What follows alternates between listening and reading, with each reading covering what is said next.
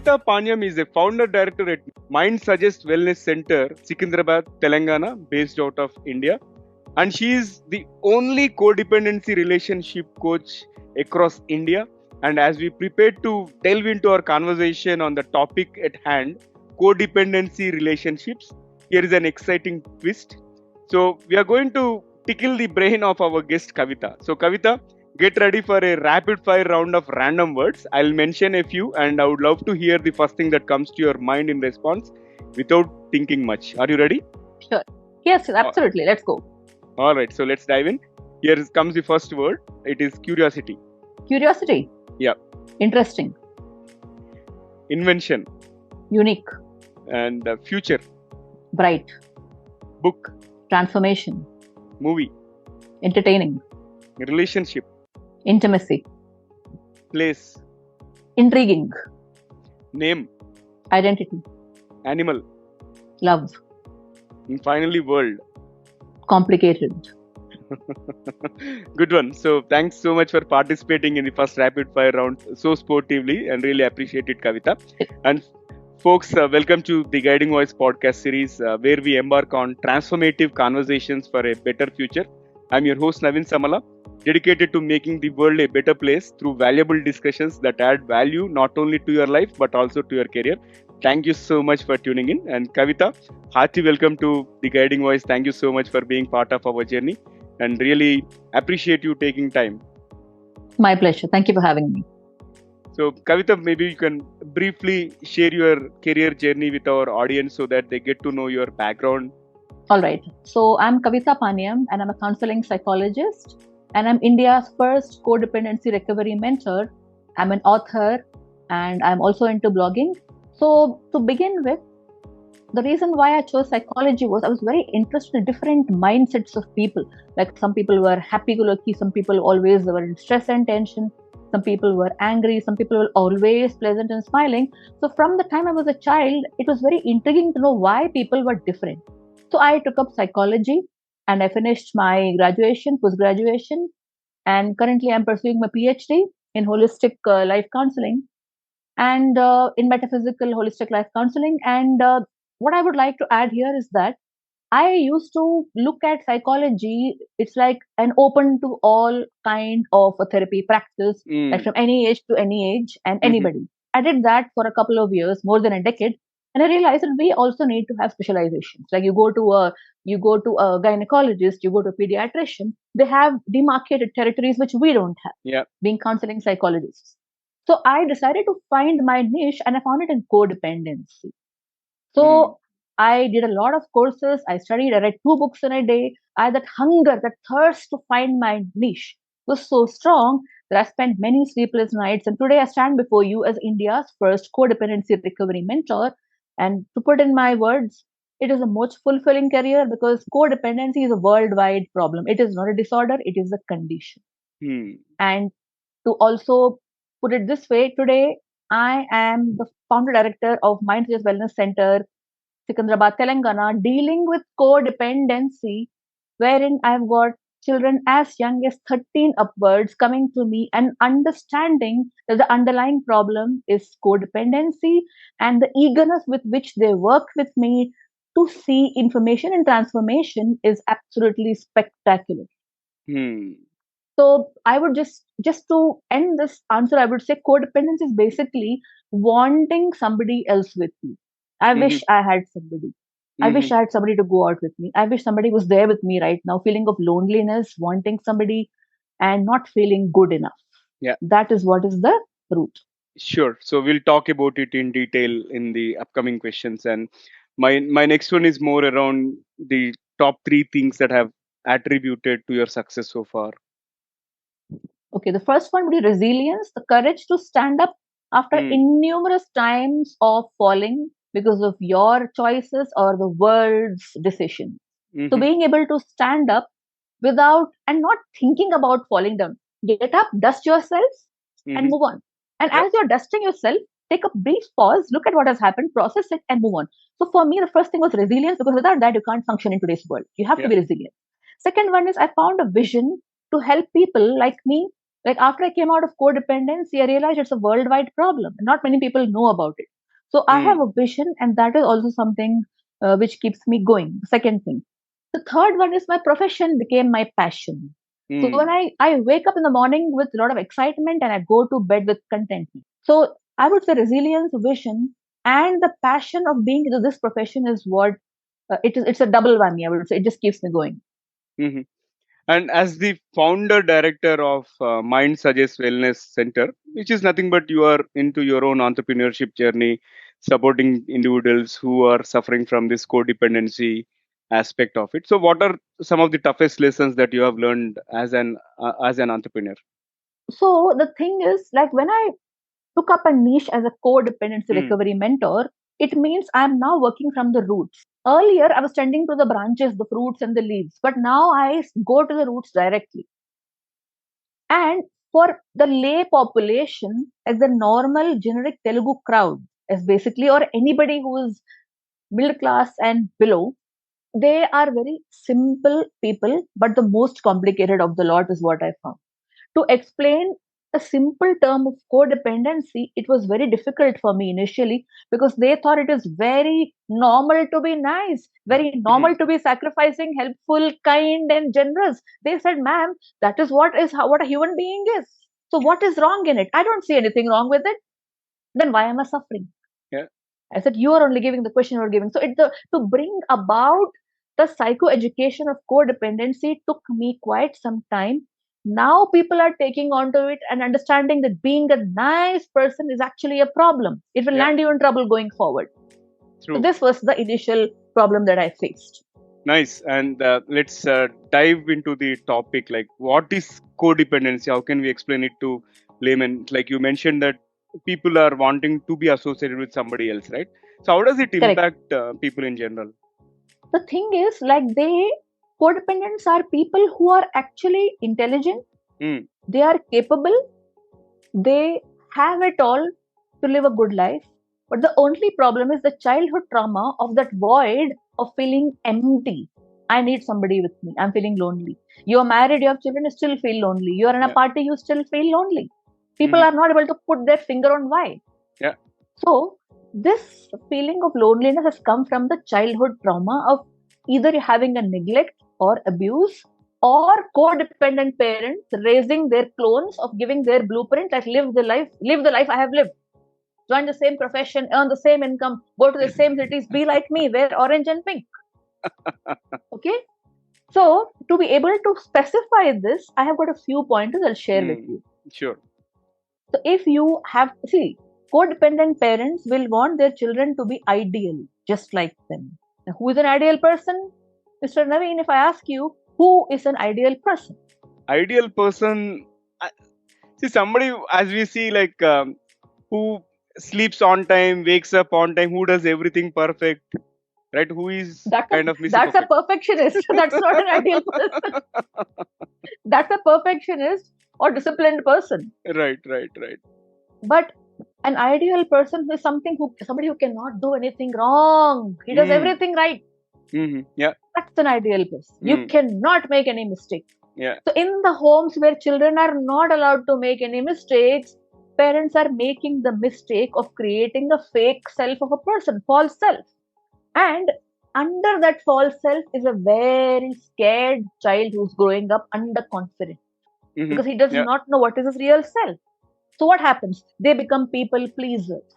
Yeah. Yes to everything, giving more and receiving less, focusing more on others than on your own. Mm, Overindulgence. You go to the classroom, ma'am says, I have got 10 projects today. Who's going to do it? Me. You raise your hand because you know you can do it. You won't even get your name on it. But mm, you want to be good in her books. You want her to think good of you. So you'll over function, hmm. overdoing, overtime Yeah. in office, overtime everywhere. And no boundaries. Call me at 2 o'clock, call me at 3 o'clock. I will take your call. I'm the agony person. You can share anything with me. I'm always there to help you. You want money? Take it. You want Mm, contacts? Take it. Very helpful all the time. But very afraid to ask for help. What will they think of me? Maybe I'm bothering them. Maybe they will feel bad. So you'll never ask for what you want, but you'll give. mhm. Pedestal worshipping like this. They are gods. They cannot make any mistake. Yeah. So when they come for therapy, initially when you take them back to the childhood, They have resistance. No, no, no, parents are gods. They don't talk about my parents. They're very, very good people. But we tell them there's nothing called good or bad. You only have functional and dysfunctional people. But they cannot take it. Loyalty, you see. They cannot take anything. No, nothing. It is not even, it's a fact. But no, they can't take it. So the pedestal worship, they need to be called a good person. It is very important to be called a good person. They'll do anything to be called a good person. Yeah. And they neglect themselves. They put themselves last on the list. Their entire life is only full of sacrifice. They're not being, they can't let go of people. So if you want to go, I will make sure you stay. I'll probably make your favorite dishes. I'll try to get you a better job. I'll get you a better house through my contacts. Like, I will do anything so you don't go. That's a codependent. They are like water. They can take the shape of any container they're poured in. Okay. But at the end of it, when a codependent has given too much, they become very bitter because they are not getting anything in the back. So then they fight. Like, I'm doing so much for you, but you may tell me, I didn't ask you. You're doing it on your own. Where have I asked you to make 10 vegetables? You only made it. I didn't tell you to make 10 vegetables. So this is where the problem comes. Overdoing and expecting appreciation, expecting the same pedestal worship. So these are not being able to say no because you're a good person. If you say yes, then you're a bad person. You'll offend some other people. Like you just said, that you don't want to hurt anybody. It is impossible. Somebody will always get hurt when you put your boundaries or say no. They don't have any boundaries too. That is a codependent. Always thinking about other people, sacrificing, giving, and getting bitter and negative with more low self. Very well explained. I'm completely aware of this now, and at least to an extent, to the basics of it, I cannot say I'm 100% aware, but yeah, thanks for explaining that. And what is a dysfunctional family, and how does it lead to codependency? So, a dysfunctional family, many people think, is only about alcoholism, abuse, drugs, and such extreme things. There is something called intensity, and there is something called intimacy. Intimacy is quiet and calm. Intensity is full of drama and chaos. In the families where there is lot of drama and chaos, there are lot of dominant submissive connection wherein this person calls the shots and they have to follow what they say. Like, daddy has said, you're not going, so you're not going. Now that can just be to a shop here. But daddy says no, so it is no. And they don't give any reason for it. That's a dysfunctional family. You tell your child you cannot go, but also tell him why. Then tell him when can he go. This is a functional family. You tell them why, you tell them what, you tell them how, you teach them the things. A dysfunctional family is where there is no emotional dysregulation. There are no discussions. There are only fights. You listen to one person calls the shots. One person is the one who's being enabled. For example, grandfather has got a short temper and everybody's, oh, Tata, yeah, no, grandfather has come, so keep quiet. Everybody will be smiling. So you are enabling that person to behave in that bad way. Why? Because you have to respect the elderly people to take their abuse. That's why age has got nothing to do with maturity. So, a dysfunctional family is where all the members are not heard, they are not respected, their needs are not met, and only some people are getting away with all these things. To put it in a nutshell, some members are malnourished, some people are overfed. That is a dysfunctional family. But other things like alcohol, drugs, extramarital affairs, parallel families, abuse, neglect, anybody who's committed robbery, gone to jail, these are other parts of extreme dysfunctionalities, which people think. They don't think of these things, which I just explained to you. That's what it is. And with regard to the characteristics of these codependent people, are there any other things other than what you mentioned earlier which we can observe and probably Codependency in relationships and in office? Yes. Both the things? Codependency in both, I think. In all areas. Yeah, in all areas. Like I just said, codependents are people who are eager to please other people. They're eager to please, which means they go all out of their way. So in a relationship, if you have a boy who tells a girl, I'm going to make you my queen, now that is a red flag. What does he mean by making a queen? It means he is going to keep pampering her and raise her to that level where she can't function without him. Then he will resent that you can't live without. So we are creating those conditions. So this abnormal intensity which you see in relationships, Like the mother is being enabled, her bad moods, her thing, everybody is quiet, they keep laughing around her, they keep trying to pacify her, but nobody calls her out on the bad behavior because they're scared that they'll offend that person. So they keep quiet and they play along. That happens in office, a bad boss who's firing away at the employees early in the morning. And everybody is traumatized, but nobody has got the guts to go and tell him that probably you should go and have a coffee and chill before you come for the next meeting. So what we see is a double bind. Like the person is source of attachment and fear both. Like loving your father, but also being very scared of him. Loving your wife, but also being very scared of her. Liking the company, being loyal to the company, but not liking the boss's values and ethics. So double bind. It will always keep you in a dilemma. Should I stay? Should I go? Should I do it? Should I not? They're stuck between truth and loyalty. Truth of situation and loyalty to the parents, to the company, to the neighbor, to whoever it is. They're not able to see the truth and make decisions. They focus more on loyalty, which is why they remain stuck in situations for so long. And then there is trauma bonding. Trauma bonding is like looking at abuse and looking at the abuser as somebody who, is doing the right thing because they deserve it. I deserve it. For example, like a Stockholm syndrome is like when the bank employees were captured by a few people, and they initially they were very resentful and angry. Then they became ill, and these people rescued them by giving them food. They gave them food, medicines, and all. They fell in love with the same people who kidnapped them. So you fall in love. So what is a dysfunctional family, and what do you see? Today the boss is very angry with you. Tomorrow morning when you go, he's very sweet to you. He says, "Oh, Mr. Verma, please sit down. Let's have coffee together." You think, "Arey, yesterday what he was so angry to me." Then he gives you a promotion, and you're trauma bonded. You forget all about yesterday's abuse. Then next day again the abuse happens, and you think, "Oh my God, why did I take the promotion? I can't go now." So it is that intense reconciliation after a breakup, reconciliation, breakup, reconciliation. Each time this happens, the trauma bond is strengthened, and you are never able to leave that connection. That is also a codependent toxic connection. Then losing yourself in the connection. You walk, talk, wear, you behave according to what the other person, you will eat, and you do everything what the other person wants. There is no sense of self. You've lost yourself in that connection. In relationships, whether it's at work or home or anywhere, you have people who are alike, like a mob and all followers. Everybody says, "I like orange. Okay, I'll also eat orange." Okay. No boundaries is what we have already discussed, but basically not being able to stand up for yourself and maintain your identity, but trying to fit in by losing and straying away from your ethics, values for some people, but some people are strong on values. But basically, it is like a dominant, submissive connection, and wanting somebody all the time to go and cry on, to go and, "Oh my God, this is happening." Somebody will console you, somebody will pacify you. So you want somebody to hold your hands and sit because you are not able to live your life. Okay. So this brings me to my next question. It's all about how do we bust, or how do we, first of all, get to know the myths about some relationships? Let's talk about it. How do we come to know the Myths of relationships, or myths about relationship? general myths you're talking about? Yeah, general myths about relationships. Yes.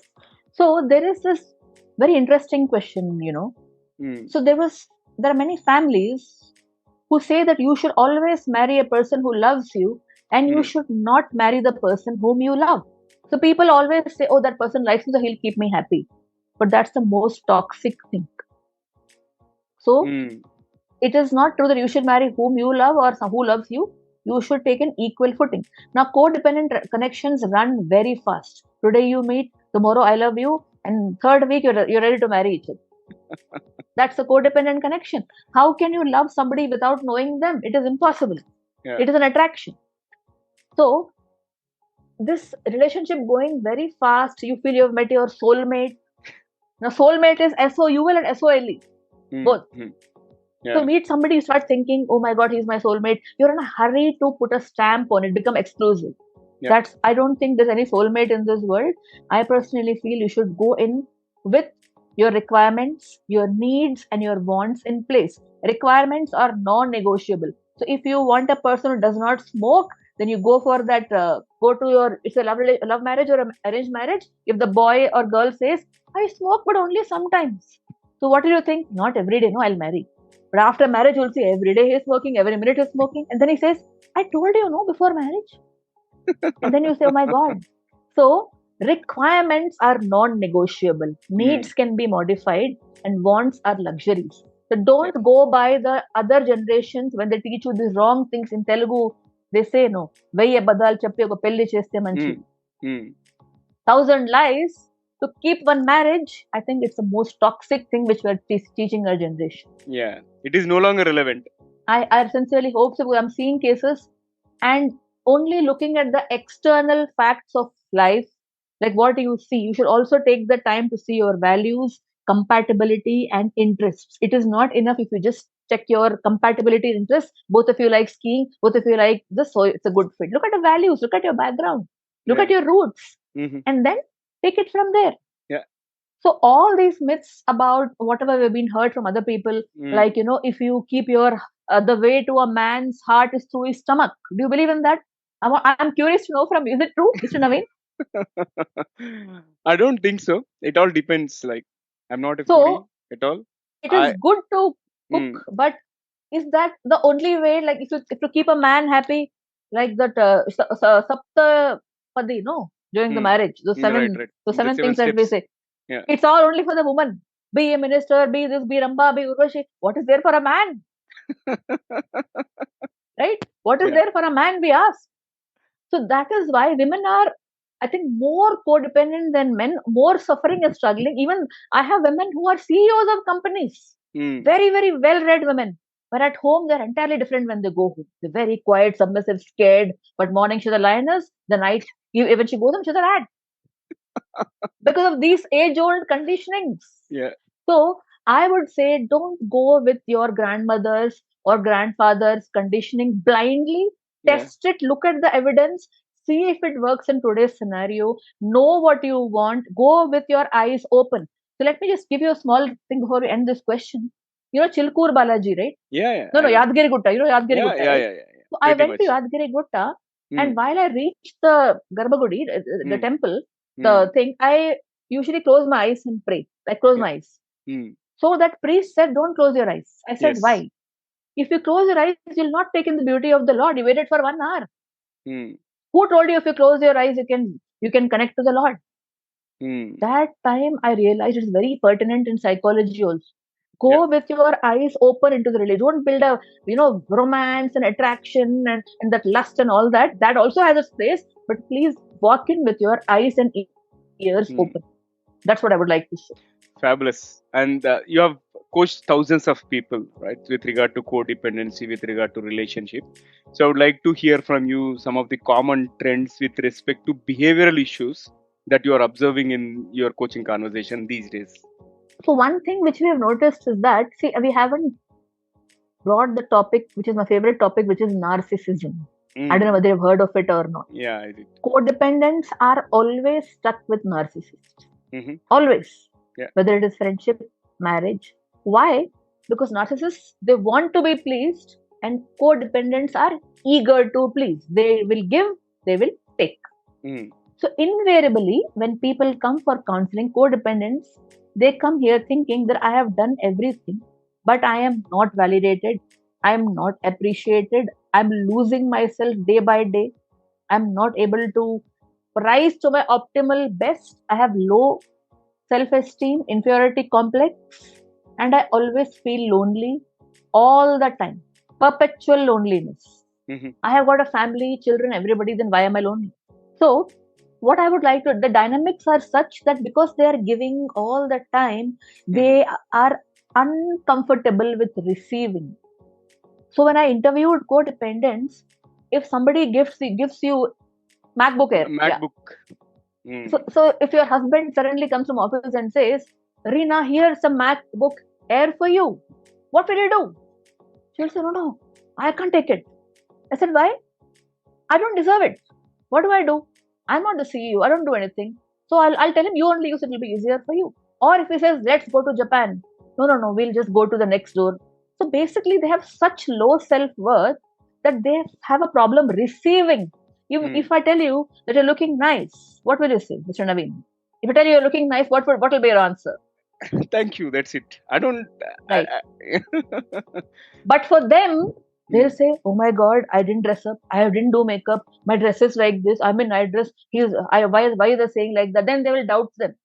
Then they will go and feel more bad if somebody compliment. They can't take compliments, Mhm. but they can give, but they can't take. So they have a problem with receiving. So what I have seen is in relationships, codependents have problem with receiving because they're afraid to ask, they're afraid to acknowledge any compliments. They feel that people are telling lies, they don't trust them, safety and trust issues, and not feeling heard, not feeling Mhm. validated, and not feeling supported at all because they do all these things for other people, but they don't get it in return. They give Mhm. 100%, they only get around 10%. Yeah. Nice. I think this is an eye-opening conversation. Like as we unfold question after question, and as I hear your responses, I think I can resonate with a lot of things that are happening within and around. So this has been an incredible conversation, Kavita. Now it's time for us to add some excitement. So if you are ready, let's dive into a series of intriguing rapid-fire questions. The second one to spice up the episode further. Let's do it. Wonderful. So here comes the first question. What is one Mhm. life-changing incident that changed your perspective? Okay, so I went to IMA Dehradun for my Mm-hmm. brother's batch's Mm, silver jubilee reunion.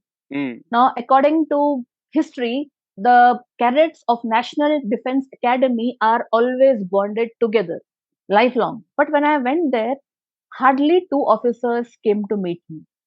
Out of wow. hundreds of families, Mm-hmm. only 4 or 5 people. I was not the only NOK. NOK is called next of kin, by the way. So there were Oh. other ladies and other old people of officers who have passed away. They came, but Mm-hmm. everybody else was enjoying. So you enjoy, you've come there, fine.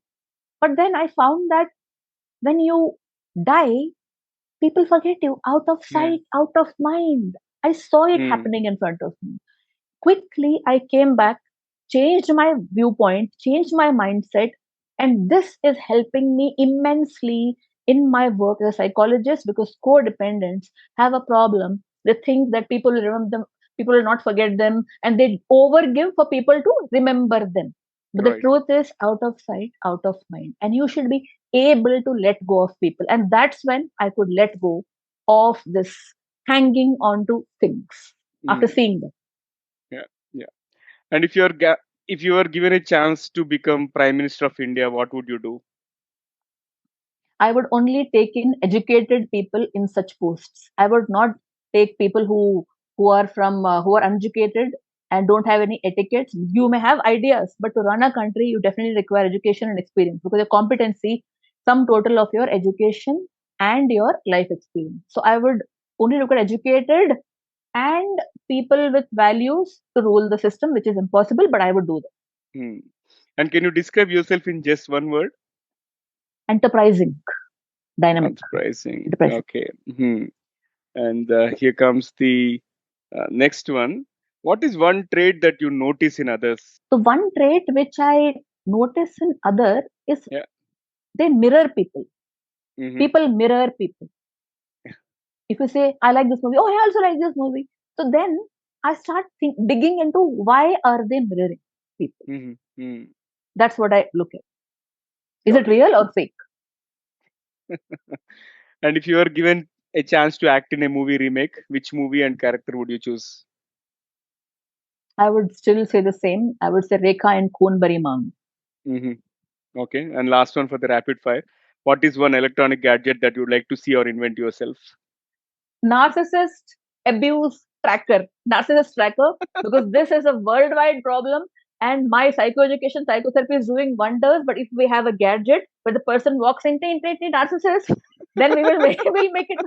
People will be saved of so much abuse, trauma, and violence. Right? I hope I can create such a device, or be with some scientists. We can create this together. Narcissist tracker. Interesting. Good one. And such a great rapid fire. Let's flip back to the mainstream. And what will be your one piece of advice to those aspiring to make big in their careers? I think it's the daily habits that you do, Mm-hmm. discipline, consistency, resilience, keep a goal, have like minded people, develop good habits like reading and journaling. Hmm. Like there's a very good book like called Miracle Morning by Hal Elroy, Mhm. and that book is it's like it's caught the world by a storm. They have savers who do those activities, but mostly I think develop an authentic self. Don't be afraid to fit, to be your unique self. Hmm. If you have to be somebody who is a certain way, then be that way. For example, if you're a bookworm, you're a bookworm. You may not hang out or go to the pub or catch a movie every Saturday. If you like to curl up with a cup of coffee and book, then that's what it is. So you decide to go once a month and not every Sunday, because a lot of people come and tell me that they can't say no to these invitations, the current generation, because they hang out a lot.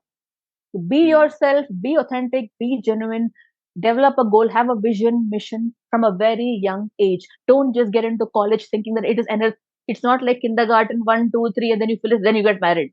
Please don't do that. It is not a promotion. It is Hmm. basically having a plan for your life, having a meaning, passion, purpose, and leave your footprints, leave a mark. People should know that such and so person was born at this time. Let people remember you for your deeds, for your good deeds, for your contribution, for the way you added value to your family and to everybody. Be yourself, be you. Don't be ashamed of who you are. Be proud of who you are. Be unique and stay safe and don't try to fit in. Live with your values, is what I Wow. would like to say. Super powerful message, and I think so profound. And lastly, before I let you go, how is your experience with the Guiding Voice platform? I think it was a very good questions which are very relevant to what I do for a living every day, which is my passion. And I would say Hmm. I think this will also help many people. And the comfort with delivering this topic, usually when I go and talk about this topic, many people are confused in the comment section, are rapid fire like, "Yeah, but it's good to be this." But from you, I thought you were able to assimilate this topic. We had a good rapport. We could treat this subject in the way it has to be treated. So my experience is absolutely very, very nice, and I'm going to remember this for a long time. So it was really good. Thank you for having me. And thank you so much. I thoroughly enjoyed the conversation, and it is one of the good topics which is going to stay long, and you made it very easy to understand. And thank you so much for your time and all the amazing insights, Kavita. Would love to do many My more pleasure. episodes with you in future. Looking forward. All right. So before we dive into the trivia section, we have a small request to you, friends. If you haven't subscribed to us, and if you haven't subscribed to us already, we kindly invite you to subscribe to our podcast. And by subscribing, you'll stay updated with our latest episodes, ensuring you never miss out on the valuable content. Also, if you have enjoyed this conversation and found the episode beneficial, request you to share it with at least three of your friends or colleagues or family members who can benefit from the Guiding Voice. Please spread the knowledge and empower others to learn and grow just like you. And your support means the world to us.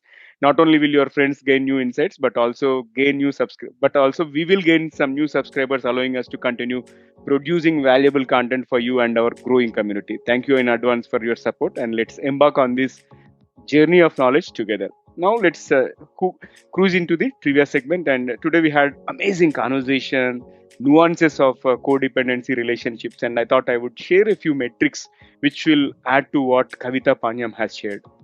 So, codependency affects a significant portion of the population, and with estimates suggesting that around 10% of the individuals are involved in the codependent relationships.